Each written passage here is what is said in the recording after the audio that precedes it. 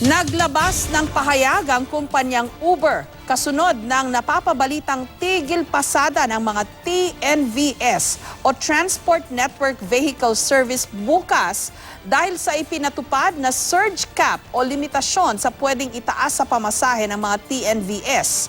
Hindi ito direktang sinagot ng Uber. Pero sa isang statement, sinabi nilang marami raw sa kanilang mga driver partner ang nagbawas ng kanilang oras sa pamamasada dahil gusto rin daw nilang makasama ang kanilang mga pamilya at mahal sa buhay ngayong Christmas season.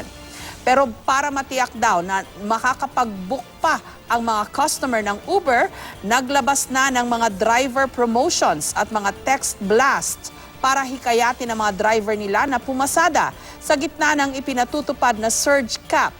Samantala, dinidiscourage daw ng Grab Philippines sa mga driver sa planong tigil pasada.